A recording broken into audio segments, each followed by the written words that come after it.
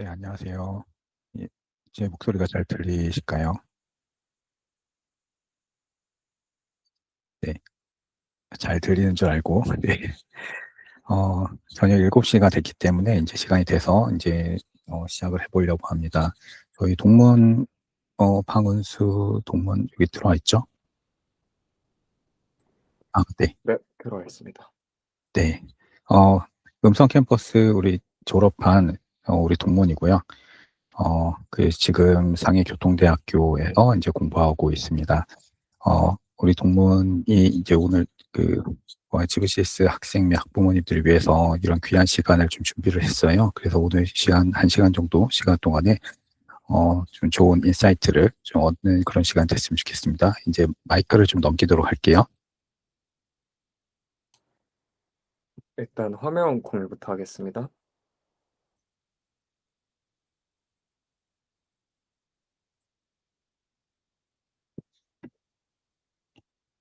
잠시만요.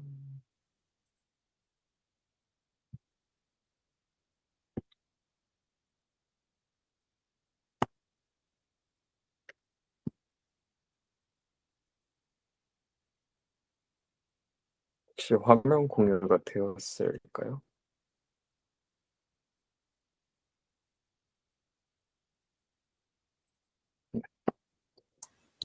네, 화면 잘 보입니다. 그럼 시작하도록 하겠습니다. 안녕하세요. 저는 현재 상하이교통대학교 글로벌 컬리지에서 3학년으로 재학 중인 방은수라고 합니다.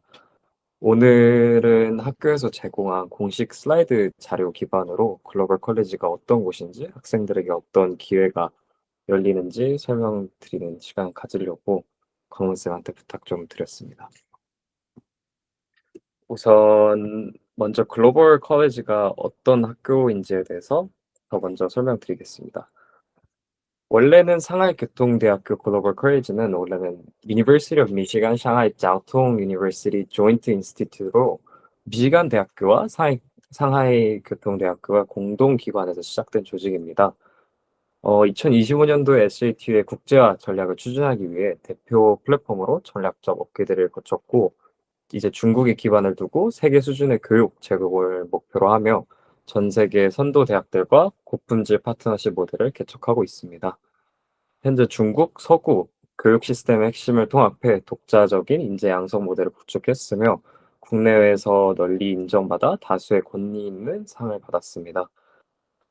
이제 여기는 영어 기반 국제 교육 모델을 만드는 단과 대학교에 가깝습니다. 그래서 전공 공부를 하면서 해외 대학들과 연결되는 프로그램이 구조적으로 준비되어 있는 곳입니다.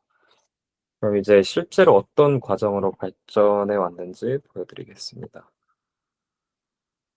일단 이 슬라이드는 저희 글로벌 컬리지가 단기간에 생긴 조직이 아니라 2005년 협정부터 시작해서 2006년 설립, 2010년 첫 졸업, 대학원 개설, 국제상 수상, ABET 같은 국제 인증, 그리고 마지막 2025년 글로벌 컬리지로 업그레이드까지 단계적으로 발전했다는 것을 보여드리는 슬라이드입니다.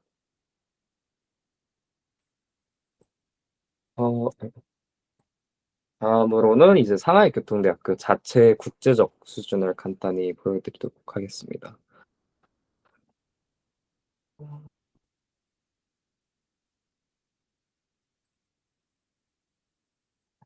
저희 학교는 이제 QS 세계 대학 랭킹으로만 보면 47위고요. US 뉴스 사이트로 보면 46위입니다. 중국 내 랭킹에서는 현재 중국 전체 대학교에서 4위를 하고 있고요.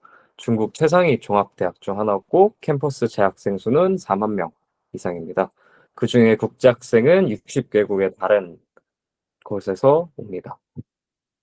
글로벌 컬리지는 상하이 교통대학교 소속이며 학교 자체가 세계 랭킹과 중국 내 랭킹에서 상위권에 속합니다.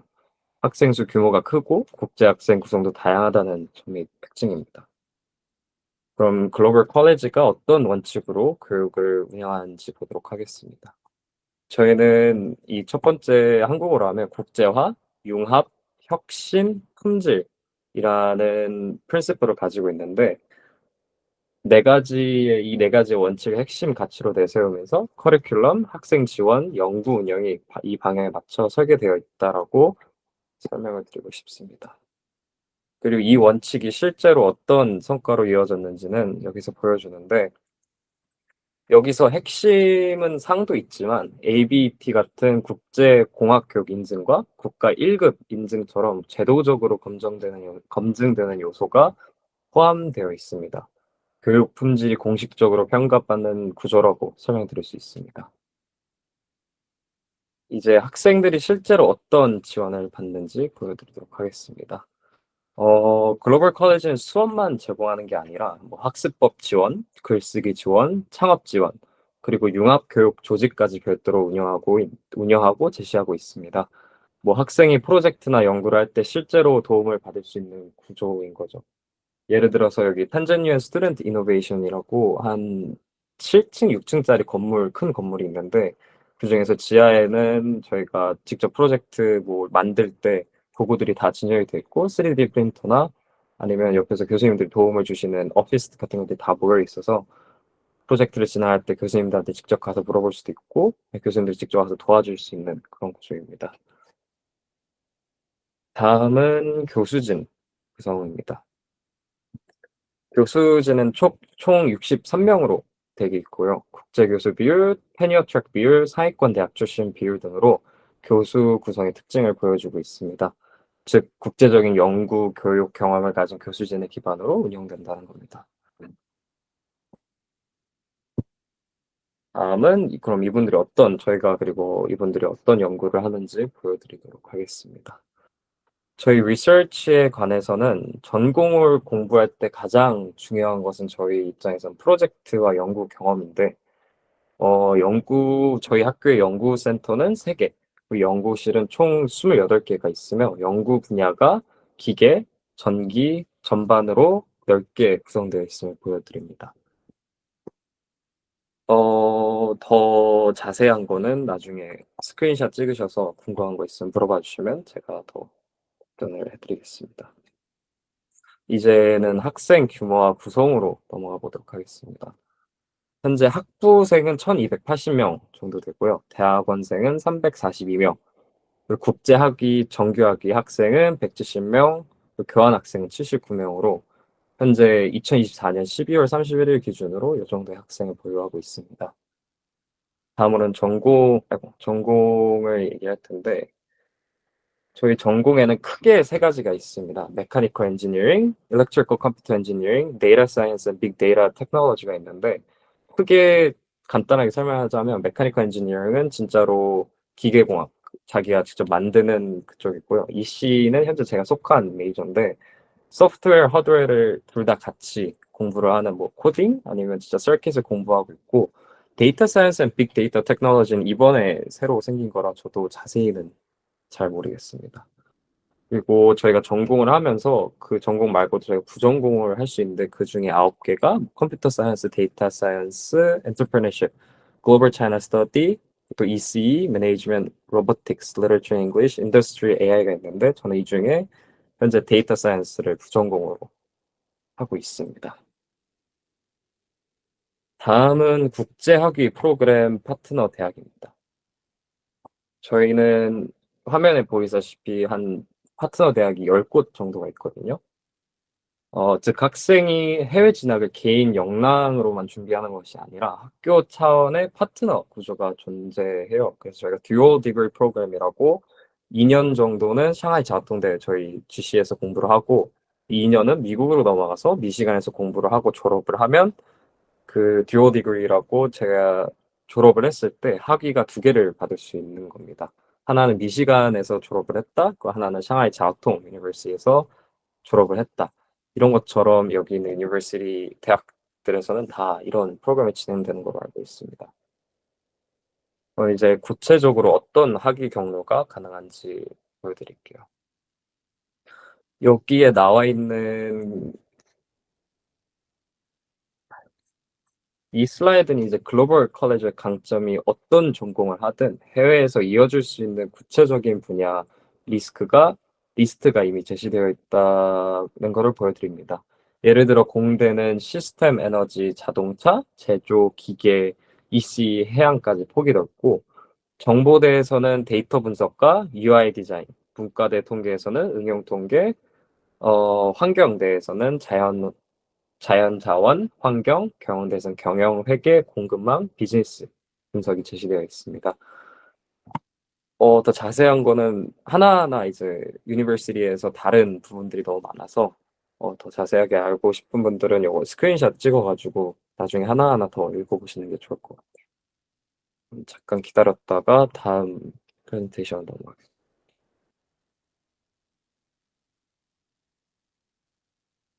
네, 이제 다 사진 찍으셨으면 이제 학위 경로뿐 아니라 교환과 단기 해외 프로그램으로 실제 해외 경험이 어떻게 제공되어 있는지 보겠습니다.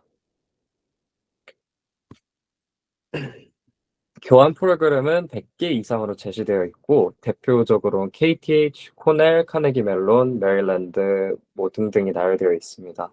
또한 단기 해외 연수 프로그램이 15개로 별도 제공이 되며 뭐 베를린 공대는 언어 프로그램과 기술 프로그램 구분되어 있습니다. 즉 학기 단위 교환뿐 아니라 방학 단기 프로그램으로도 구조적으로 갖추고 있다는 겁니다. 그래서 막 2년 이런 것도 아니라 가끔은 이제 저희가 방학을 맞이했을 때 방학 때 한국으로 돌아가는 게 아니라 학교에서 제공해주는 다른 이제 유니버시티로 가서 거기서 그 단기 동안 프로그램을 진행을 하면서 그쪽에서 좀 더 배우고 자기 과에 대해서 좀 더 보는 시간을 가질 수 있습니다. 다음은 학교가 혁신과 창업을 어떻게 지원하는지에 대해서 보여드립니다. 첫 번째로 이제 창업 부전공에서는 인식 강화, 훈련 자원 제공, 전문 지식으로 영역을 강화해 주고요. 이제 The Second Classroom에서는 학문 최선전, 프로젝트 실용성, 자원의 상호작용을 특징화한 자원을 제공을 하고요. 기술혁신 그룹에서는 학생 관심을 기반으로 핵심 육성 허브를 구축해 줍니다. 그리고 협력에서는 혁신 및 창업에서 학생 실무 역량을 기르기 위해 양방향 채널을 구축해 주고요. 기술 혁신 경험, Tech Innovation Experience에서는 실습을 통해 경험을 쌓고 문제를 해결하는 거를 가르쳐 주고요. Tech Innovation Resources, 기술 혁신 자원에서는 작업 공간, 장비, 도구 등을 제공해 주고 있고요. 마지막으로는 이제 Innovation and Entrepreneurship은 독특하고 사계절 상시 운영되는 점진적 교육 시스템이 학생들의 아이 입을 곳을 점화한다고 되어 있습니다. 이 슬라이드는 창업을 단순 활동이 아니라 교육 시스템으로 제공한다는 구성을 보여줍니다. 창업 부전공 제2의 교실, 학생 관시 기반 현실 그룹, 산학 협력, 실승 경업, 그리고 작업 공간 장비 도구 제공까지 단계적으로 제시되어 있습니다. 이제 학생들의 해외 경험 목표와 실제 참여율로 넘어가 보겠습니다. 저희 학교에 이번에 얘기했던 목표는 저희 그 글로벌 컬리지 학생 거의 100% 모든 학생들이 해외에서 공부할 수 있게끔 하는 게 목표라고 합니다. 현재 일단 GC 글로벌 컬리지 학부생의 85%가 국제 프로그램에 참여를 했고요. 2006년 이후 글로벌 컬리지에서 공부한 국제 학생이 한 1,400명 이상이 된다고 합니다. 그리고 현재 학위 과정 국제 학생은 370명 이상, 그 40개국 이상 출신을 하였습니다. 이제 가장 현실적인 질문인 졸업 후 진학과 결과를 보겠습니다. 이제 학부 졸업 후 진학 결과를 2010년부터 2024년까지 집계한 슬라이드인데 상위 대학원 진학 비율이 93%이고요. 미국 탑 20, 그러니까 미국에서 20위 안에 드는 대학원을 진학이 85%나 그쪽으로 대학원으로 진학을 했고요. 오른쪽에 있는 차트는 어디로 대학을 진학을 했냐라고 보여주는 건데, 뭐 예를 들어서 큰 거를 얘기하면 MIT에는 18명을 보냈고요. 2010년부터 2024년까지. 스탠포드에는 64명, 버클리에는 66명, 카네기 멜론에 167명, 저희 학교 같이 협업하고 있던 유니버시티 미시간에는 880명 정도로 보냈습니다. 더 자세한 거는 밑에 쭉 나와 있고요. 궁금하신 분들은 스크린샷 찍어서 자세히 확인해 주시면 감사할 것 같습니다. 그러면 다음은 대학원 졸업생들이 어떤 산업으로 가는지에 대해서 얘기를 하는데요. 여기 차트를 보시면 한국어로 이제 하나하나 얘기를 하면 자동차 및 운송 장비는 9%로 이제 마스터 디그리 스튜던트가 졸업을 하고 어디로 갔냐인데 첫 번째는 자동차 및 운송 장비로 9% 갔고요. 컴퓨터 소프트웨어 및 서비스에는 21%, 그리고 컴퓨터 하드웨어 그리고 전자 쪽으로는 23%, 그리고 제조 그리고 매뉴팩처링 쪽으로는 9%가 갔고요. 금융 서비스는 6%, 그 정부랑 연구, 교육 이쪽으로 간 학생들은 6%, 그 마지막으로는 박사로 넘어갔던 마스터 디그리 스튜던트들이 26%로 나와 있습니다. 이제 다음은 만약에 박사 학위를 졸업한 사람들이 어디로 갔는지에 대해서 얘기한 건데 차트는 다 똑같은데 이제 그 몇 퍼센트인지만 다른 겁니다.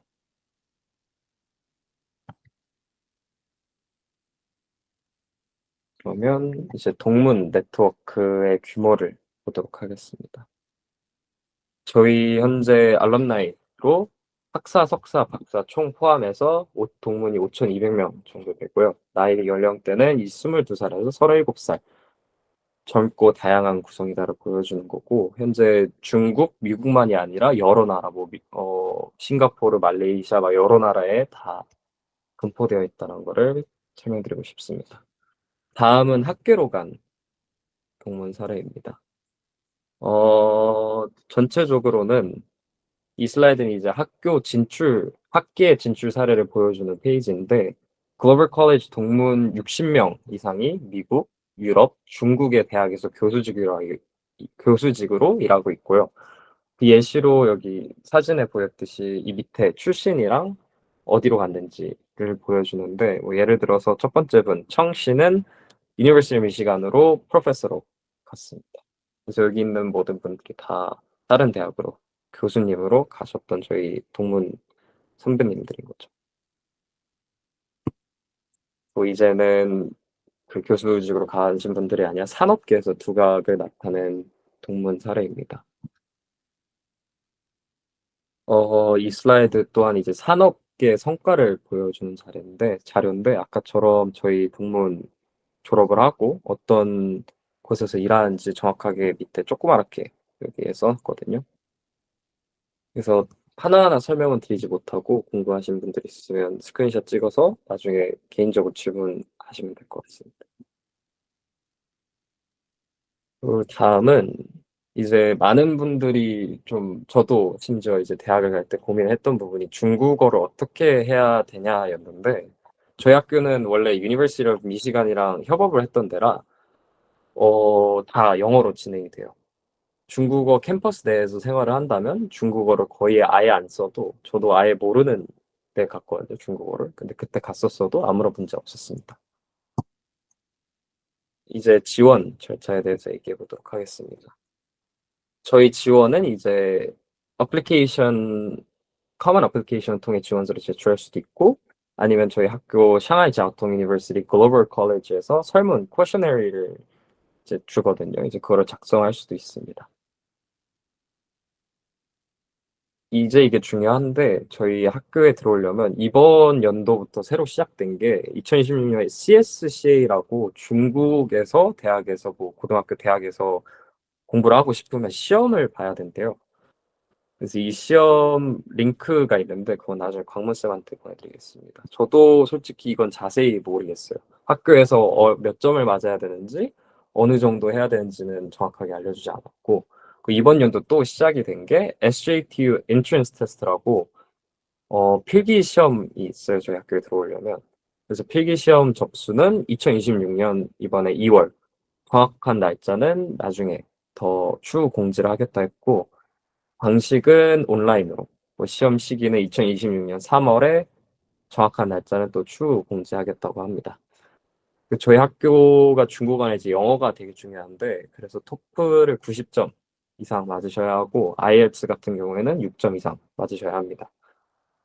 그리고 저희 이제 SAT 아니면 ACT를 보시고 들어오셔야 하는데 SAT 토탈 스코어는 1350에서 1450이고 그중에 이제 수학 부분이 730점에서 790점이 넘으셔야 돼요. 그 ACT 토탈 스코어도 29점에서 34점 사이고요. 그중에서 또 매스를 32점에서 35점을 맞아야 저희 학교에서 고려를 합니다. 근데 솔직히 얘기하면 제 친구들 사례를 보면 1350점대인 친구들이었고 대부분 다 1400대를 가뿐히 넘기거나 1500대인 친구들이 좀 많아요. 그래서 좀 더 SAT를 잘 받으면 좋을 것 같습니다. ACT는 제가 봤던 게 아니라 잘 모르겠습니다. 그리고 저희 학교 과정에서 수학 아니면 물리 이 두 개를 A를 맞으셔야 되고요. 아니면 그거 말고도 뭐 chemistry, 화학, mathematics, design technology, biology or economics에서 이 중에 하나에서 A를 맞은 사람들 더 뽑고 싶어 합니다. 꼭 이거를 해야 된다는 건 아니고 이 우대를 한다고 합니다. 다음은 이제 학기 운영 방식입니다. 운영 방식입니다. 저희는 다른 학교와 좀 다르게 학기가 3학기로 나뉘어요. 가을 학기가 있고, 봄 학기가 있고, 여름 학기가 있습니다. 가을 학기는 9월에서 12월에 끝나고요. 봄 학기는 방학 이후에 대부분 저희는 이번 3월 1일 날 시작을 해서 4월 달에 끝나고, 여름 학기는 5월에서 8월까지 해서 끝납니다. 이제는 이거 지원 마감일입니다. 처음 early action은 11월 15일이고요. regular decision은 3월 31일에 한 번 더 지원을 하실 수 있습니다. 그리고 저희 이제 1년 투이션 피가 112만 RMB인데 이게 현재 한국 돈으로 따지면 2,543만 6,146원, 대략 2,500만 원 정도 1년에 투이션 피입니다. 그리고 어플리케이션 피로 지원비는 75달러, 중국 USD로 75달러고 환불은 안 된다고 합니다. 그 장학금은 여기 밑에 보이는 사이트 스크린샷 찍으셔서 하고 싶으신 분들은 지원 꼭 한번 해보시기 바랍니다. 스크린샷 찍으셨으면 이제 다음으로 넘어가서 저희 학교의 이제 목표는 이제 학생들을 교육하고 성장시켜 글로벌 비전 혁신적 사고와 융합 역량을 갖춘 미래 리더로 양성을 하는 것을 목표로 둔다고 얘기를 합니다. 결국 한 문장으로 이제 글로벌 비전 혁신적 사고 융합 역량을 갖춘 미래 리더를 양성하는 것으로 네, 목표를 뒀다고 합니다. 이제 마지막으로 아이고, 제가 저도 처음이다 보니까 이런 거를 많이 설명드리지 못했는데 뭐 조금 더 제가 이제 Q&A를 할 건데 Q&A에서 질문 답변을 드리지 못한 게 있거나 아니면 조금 더 자세히 알고 싶은 것이 있으면 여기 이메일 적혀 있는데 이 이메일로 문의해 주시면 저희 학교에서 직접 답을 해 드릴 겁니다. 그리고 이제 중요하니까 꼭 찍어 두세요. 네, 그러면 일단 제가 학교에서 공식적으로 받은 슬라이드 이제 저희 학교에 대한 설명은 끝이 났고요. 개인적으로 뭐 제 개인적인 뭐 experience나 아니면 학교에 대해 조금 더 질문하시고 싶은 분 계시면 지금 질문해 주시면 감사할 것 같습니다.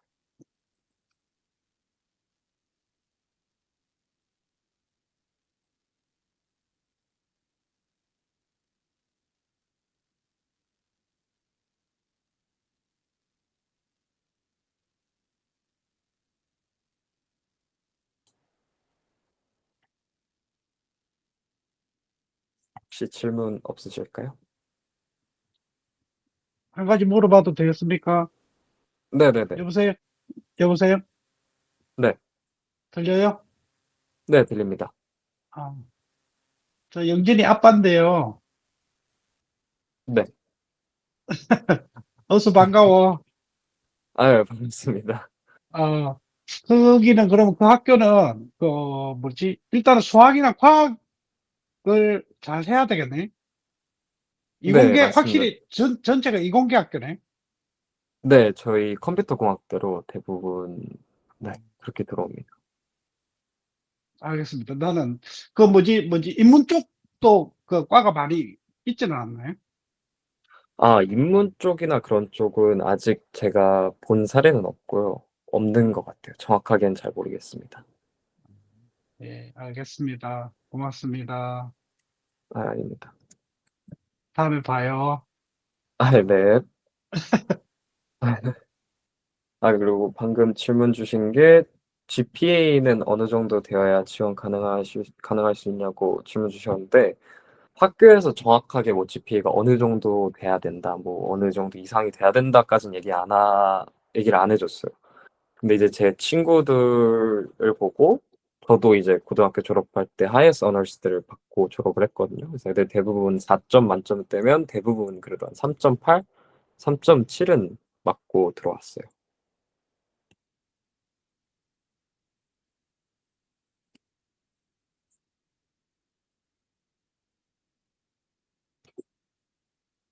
네, 감사합니다.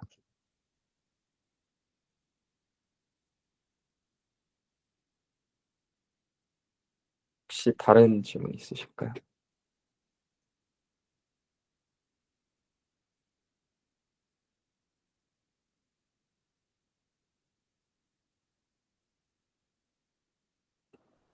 중국어를 잘해야 하냐고 질문을 해주셨는데, 솔직히 제가 처음 아까 말씀드렸다시피 제가 처음 대학교 갔을 때 고등학교 때 중국어를 배우긴 했는데 다 까먹고 중국을 갔거든요. 근데 저희 학교가 영어로 수업을 다 해가지고 캠퍼스 내에 있으면 그렇게 막 불편한 적은 없습니다.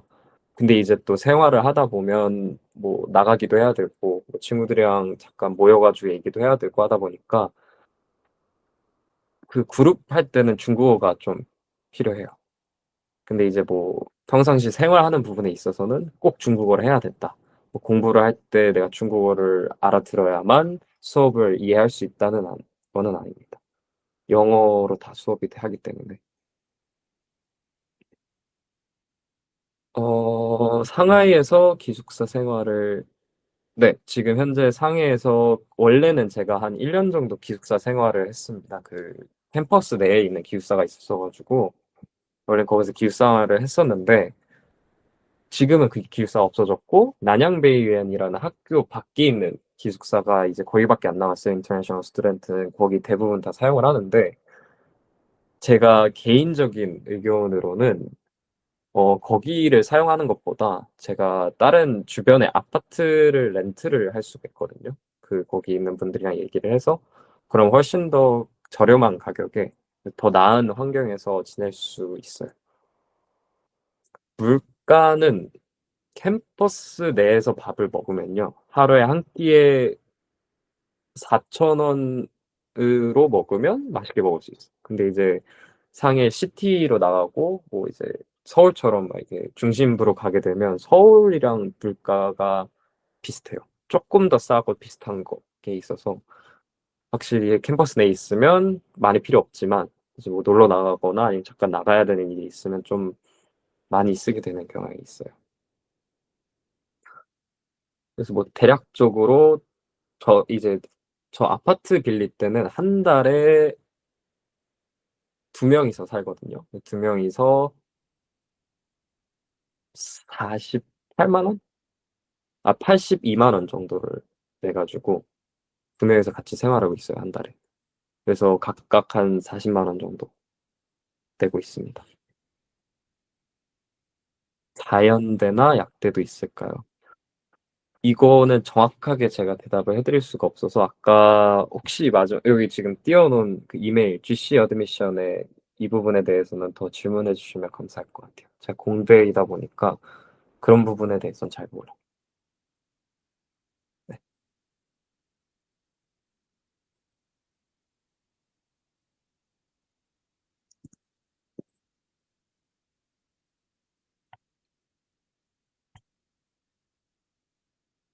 혹시 더 질문이 있으실까요?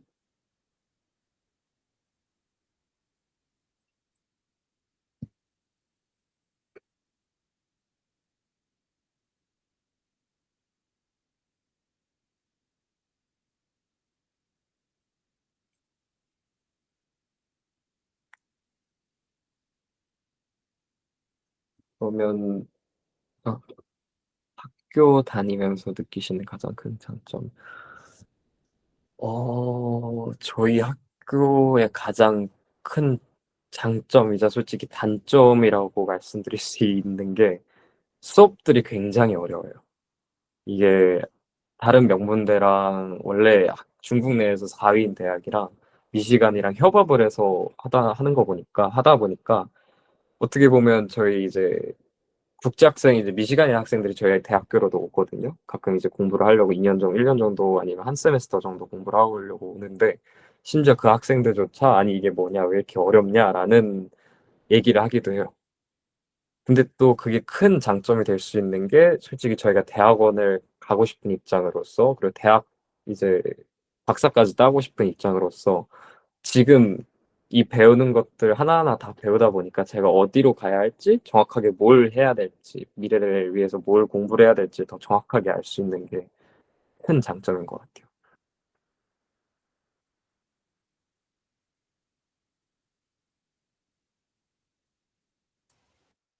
네.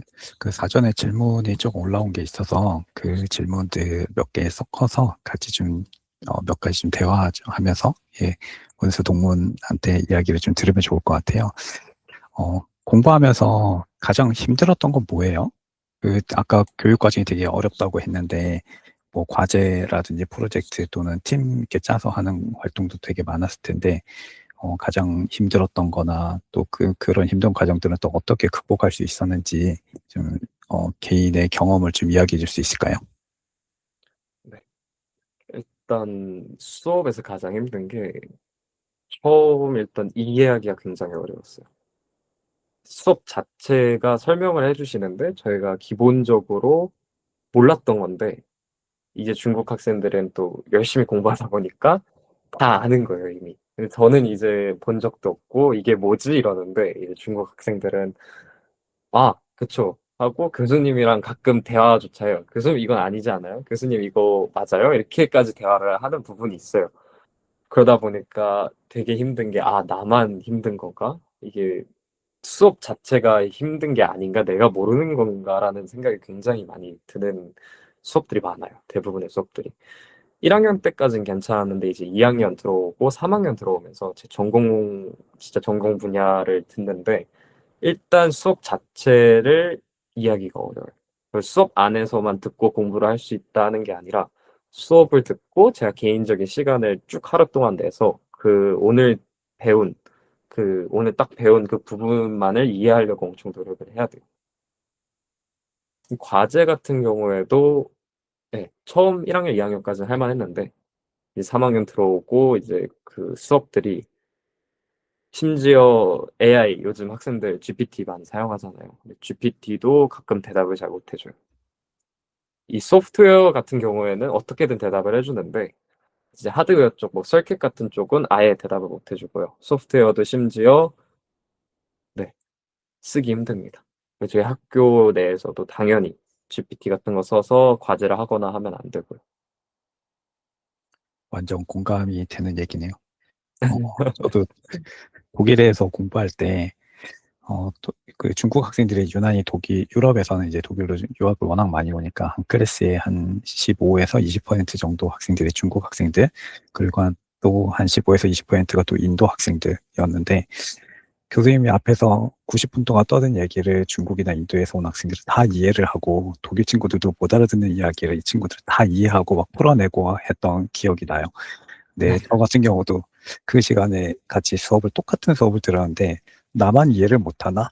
라는 생각 때문에 자괴감이 들었던, 예, 그런 기억들이 납니다. 완전 공감이 되는 이야기였어요. 네. 감사합니다.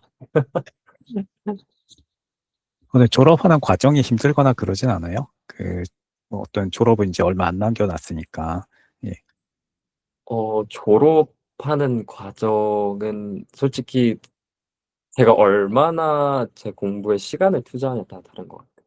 근데 솔직히 많은 시간을 투자했어도 이게 상대 평가다 보니까 중국 학생들이랑 경쟁을 해야 되는 부분이 있는데 확실히 그 부분은 어려워요. 그래서 자기 공부하는 시간에 꼭 스케줄표를 딱 짜서 놀 시간은 거의 없고 이제 공부를 하다 보면 열심히 공부하면 졸업은 힘들지 않습니다. 굉장히 잘 생활하고 있는 것 같아서 뿌듯하네요. 네.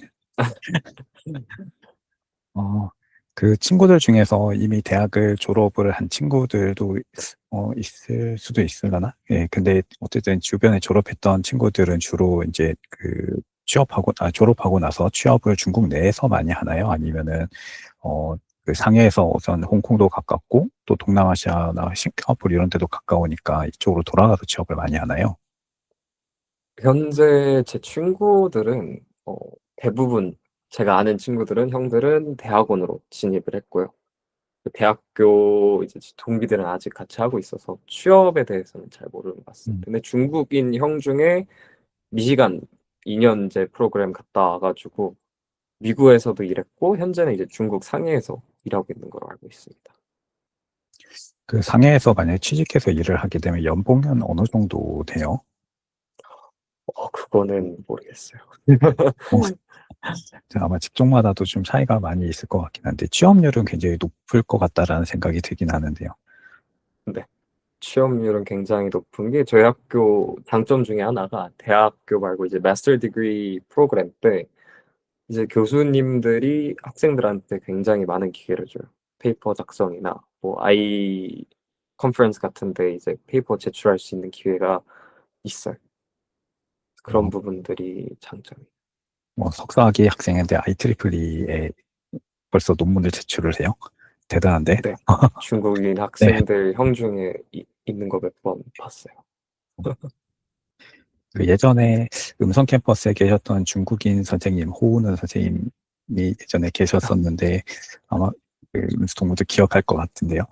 그 네. 선생님하고 그 물론 지금은 퇴사하셨지만 이제 중국 분이시니까 중국에서 태어나서 쭉 중국에서 이제 대학교까지 나오시고, 근데 그 선생님이 이제 GBCS가 상해교통대학교 그리고 하얼빈 공업대학교 이런 학교들하고 협약 맺었다라고 이야기를 듣더니 이 선생님이 이제 그런 이야기했던 게 기억나요. 상해교통대나 하얼빈 공업대 같은 경우는 중국에서 이제 그 별 중에 별에 해당하는 학교이기 때문에 중국에서 어지간히 공부 잘해서는 문도 두들기지 못하는 학교다라고 설명했던 기억이 나거든요. 네, 그 정도로 맞습니다. 중국에서 상위 0.01%에 속할 정도로 진짜 탁월한 천재들이 오는 학교다라고 설명했었던, 예, 그런 기억이 납니다. 근데 이제 GBCS 학생들에게는 이런 좋은 기회들이 이렇게 열려 있으니까 굉장히 좀 부럽다라고 이야기하면서 본인이 만약에 고등학생으로 돌아갈 수 있다면 GBCS를 입학했을 거다. 이제 그 얘기까지 했던 기억이 납니다. 아, 네. 네, 맞습니다. 이렇게 좋은 학교에서 되게 열심히 또 잘 공부하고 생활하고 있는 우리 동문 보니까 너무 대견하고 기분이 좋습니다. 네. 어, 감사합니다. 그 메시지 창에 질문 하나가 더 올라온 것 같은데요. 네.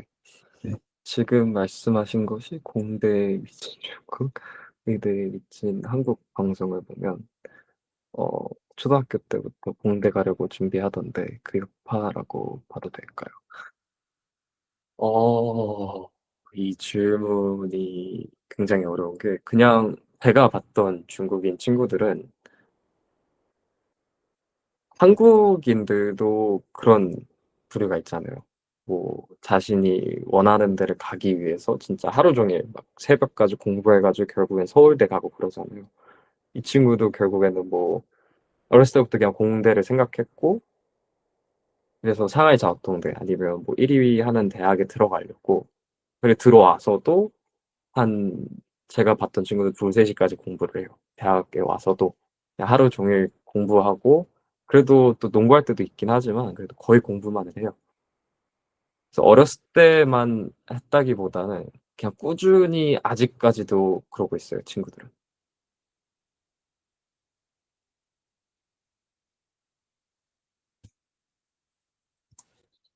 네. 어, 그 상해교통대학교를 딱 떠올릴 때 가장 큰 장점은 뭐라고 생각해요? 그 당시 GC 프로그램 말고도 이제 상해교통대학교 전체를 이렇게 봤을 때 가장 큰 장점이라면. 가장 큰 장점인 게 일단은 솔직히 말하면 랭킹이죠. 네, 굉장히 높은 데다 네. 보니까 대학원을 가고 싶거나 아니면 이제 또 취업을 하고 싶거나 할 때 네, 상하이 재학동대 나왔다 하면 음, 많이 알아봐 주세요. 저번에 트립 I 컨퍼런스를 한번 갔었거든요. 이제 항저우에 있을 때. 근데 거기서 이제 카이스트 교수님이랑 얘기를 하는데 제가 이제 카이스트로 마스터 디그리를 가고 싶다, 랩 인턴을 하고 싶다 얘기를 드렸더니 굳이 왜 샹하이 자오통대에서 우리한테 오려고 그러냐 라고 얘기를 하더라고요. 왜 수준을 더 낮춰서 오려고 하느냐? 이런 질문 네, 같은데. 네, 그 정도까지 얘기를 하시더라고요. 그죠. 예, 상해 교통대가 예전에 한 10년도 전인 것 같았는데 그때 이제 봤었던 이제 중국의 공과대학 관련된 그 다큐멘터리에서 중국의 MIT 뭐 이런 식의 불렸던 이제 그런 식의 별명처럼 이렇게 불렀던 학생들이 이야기했던 인터뷰가 또 기억이 나네요. 네. 대학 안에서는 뭐 영어만 써도 괜찮을 것 같은데 캠퍼스 바깥으로 나오면은 그래도 영어만 사용해서도 생활이 되나요? 어느 정도는 생활이 됩니다. 뭐 급한 상황이 아니거나 뭐 그냥 어디 가서 뭘 사고 싶고 그러다 보면 간단하게 어떻게든 배우게 되거든요. 저도 중국어를 거의 못했는데 와서 조금 하게 된 경우도 있고 근데 대부분은 저는 파파고를 써요. 중국어를 배우고 있긴 한데 이제 길게 얘기를 해야 되거나 뭐 중요한 얘기를 해야 되는 부분이 있으면 또 의사 표현이 잘 안 되다 보니까 파파고를 쓰는 경우가 많은데 네, 큰 문제는 없습니다. 음, 그 학생으로 있으면서 이렇게 몸이 아프거나 그래서 병원을 가야 될 때 그럴 때는 어떻게 하나요? 그때는 저희 GC 이제 인터내셔널 스튜던트를 위한 담당 선생님이 계세요. 이제 그분한테 얘기를 하면 그분이 너무 급한 상황에 같이 데려가 줄 수도 있고 아니면 급한 상황이 아니라면 위치를 알려주셔서 저희가 직접 가가지고 치료를 받을 수 있어요. 의사소통이나 이런 데는 특별히 어려운 점은 없고요. 근데 그때 갔을 때도 처음에 친구들한테 들어갔을 때 가서 큰 문제는 없었다고 들었어요. 네. 생활하기가 역시 국제도시라서 그런지 외국인들이 생활하기에 굉장히 좀 좋은 것 같아요. 인프라도 잘 되어져 있는 것 같고. 네. 네. 혹시 추가로 더 질문이 있으실까요? 졸업 상대 평가는 GC 학생들 사이에서 평가하시나요? 네, 저희 일단 솔직히 두 가지가 다른 게 샹하이 자오통대 따로 있고 저희 샹하이 자오통 글로벌 컬리지가 따로 있는데 그 중에서 또 저희 샹하이 자오통 글로벌 컬리지가 공대만을 거의 하거든요. 부전공이나 전공으로서는. 근데 이제 거기 들어온 중국 학생들도 있어서 저희 인터내셔널끼리만 평가가 되는 게 아니라 거기 저희 학교 글로벌 컬리지에 있는 중국인들 학생이랑 저희 인터내셔널이랑 같이 해서 상대 평가로 평가가 됩니다. 상위 6.1.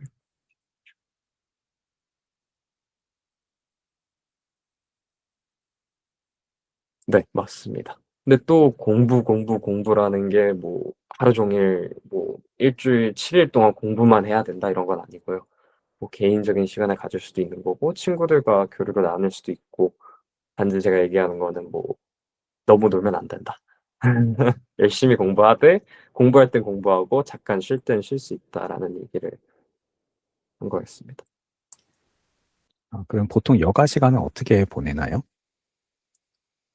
저는 이제 친구들이랑 같이 저 룸메이트랑 같이 얘기를 하거나 아니면 제가 여자친구가 있어서 여자친구랑 같이 상해 시티센터 나가서 데이트를 하거나 친구들이랑 테니스 치고 놉니다. 아주 굉장히 건전한 여가 생활을 보내고 있는데. 네. 교회는 네, 있냐는 질문이 올라왔네요. 네, 상해 한국 교회 있습니다. 저도 처음에 나갔었는데 현재 여자친구한테 이제 전도를 해야 돼서 영어 온라인 예배를 드리고 있어서 지금 상황은 정확하게 모르는데 확실히 있습니다. 네. 이렇게 신앙생활도 할 수 있도록 정보를 알려줘서 고맙습니다. 네. 우리가 시작한 지 한 45분 정도 됐는데 혹시 질문이 더 없으면 여기에서 마무리를 해도 괜찮을까요? 네. 네. 그러면은 오늘 우리를 위해서 GBCS 우리 학생들과 또 부모님들 위해서 이렇게 좋은 시간, 귀한 시간 내주신 우리 방은수 동문 감사하다고 목소리가 감사하다고 표현 대충 해주면 좋을 것 같습니다. 네. 감사합니다. 어, 우리 또 다음에 또 이런 좋은 시간 있으면 한 번 더 또 초대하도록 하겠습니다. 네. 그때 되면 또 기꺼운 마음으로 또 도와주실 거죠? 네. 네, 당연하죠. 네. 오늘 참여해주신 분들 감사하고요. 그리고 오늘 시간을 여기서 마무리하도록 하겠습니다. 좋은 정보 얻을 수 있는 그런 또 좋은 인사이트 얻을 수 있는 그런 시간이 되기를 바라고요. 그리고 추가로 질문 있으신 분들은 여기 화면에 나와 있는 그 이메일로 보내시거나 아니면 전화 또는 그 저를 통해서 또 동문하고 직접 연결할 수도 있으니까 이렇게 연락을 주시면 또 질문을 주시면 감사하겠습니다. 예, 오늘 그러면 설명 여기서 마무리하도록 하고요. 제가 통화는 그냥 일괄 종료하도록 하겠습니다. 예, 감사합니다. 네, 감사합니다. 수고했어요. 네, 감사합니다.